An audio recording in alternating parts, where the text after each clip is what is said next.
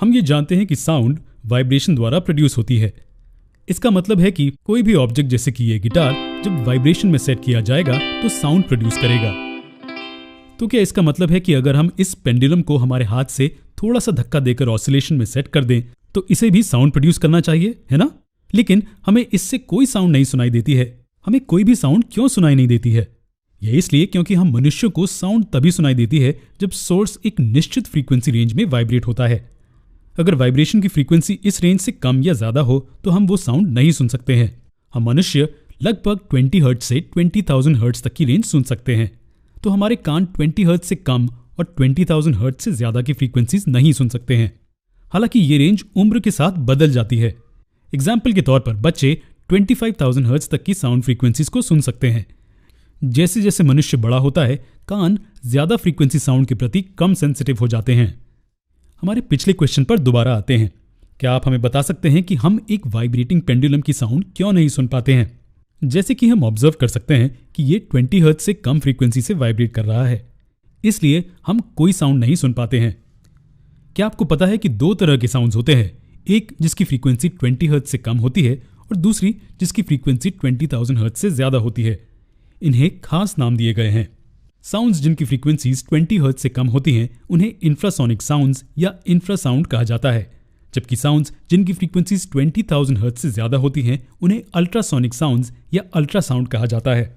क्या आप जानते हैं कि कुछ जानवर जैसे कि गेंडा, व्हेल्स और हाथी इंफ्रासाउंड रेंज में साउंड प्रोड्यूस करते हैं? वास्तव में गैंडे 5 हर्ट्ज से कम की फ्रीक्वेंसी के इंफ्रासाउंड को यूज करके कम्युनिकेट कर सकते हैं। अल्ट्रासाउंड के बारे में आपका क्या कहना है? डॉल्फिन्स और बैट्स जैसे जानवर अल्ट्रासाउंड प्रोड्यूस करते हैं, लेकिन हम ये सब क्यों पढ़ रहे हैं? अल्ट्रासाउंड के हमारे असल जीवन में बहुत सी यूजफुल एप्लीकेशंस हैं।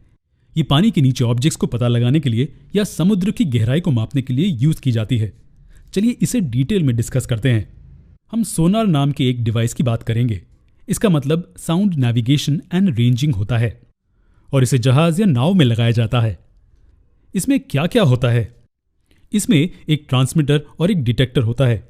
ये ट्रांसमीटर अल्ट्रासोनिक वेव्स को प्रोड्यूस करता है जो पानी से ट्रांसमिट होती हैं और सी बेड पर ऑब्जेक्ट से टकराती हैं, और फिर ये अल्ट्रासोनिक वेव्स सी बेड से रिफ्लेक्ट होती हैं और इस डिटेक्टर द्वारा प्राप्त होती हैं।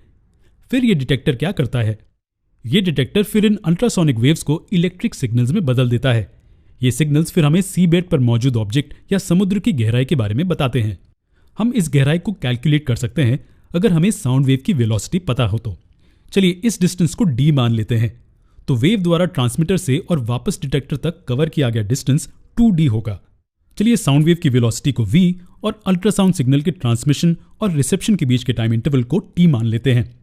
हम जानते हैं कि स्पीड डिस्टेंस ओवर टाइम होती है, तो velocity v distance 2d over t के बराबर होगी। 2d तब v टाइम्स t होगा। दोनों साइड्स को 2 से डिवाइड करने के बाद हमें ये मिलेगा।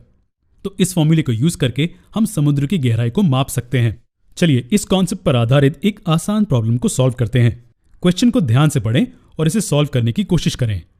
चलिए सबमरीन और क्लिफ के बीच का डिस्टेंस को d मान लेते हैं और पानी में साउंड की वेलोसिटी को v मान लेते हैं, और इस सोनार पल्स को सबमरीन से क्लिफ तक और वापस सबमरीन तक ट्रैवल करने के लिए लगने वाले टाइम को t मान लेते हैं। चलिए दी गई क्वांटिटीज को लिख लेते हैं। हमें टाइम इंटरवल t 1.02 सेकेंड्स दिया गया है। स्पीड हमें 1531 मीटर्स पर सेकेंड दी गई है। हमें क्या ढूंढना है? हमें क्लिफ और सबमरीन के बीच के डिस्टेंस को ढूंढना है। हम d equal to v times t over 2 formula use करेंगे। दी गई वैल्यूज को इसमें सब्स्टिट्यूट करने से हमें d 780.81 मीटर मिलेगा। डिस्टेंस का यूनिट मीटर्स क्यों है? क्योंकि दी गई क्वांटिटीज SI यूनिट्स में मेजर की गई हैं। हम भी डिस्टेंस को SI यूनिट्स में मेजर करेंगे, यानी कि मीटर्स में। d की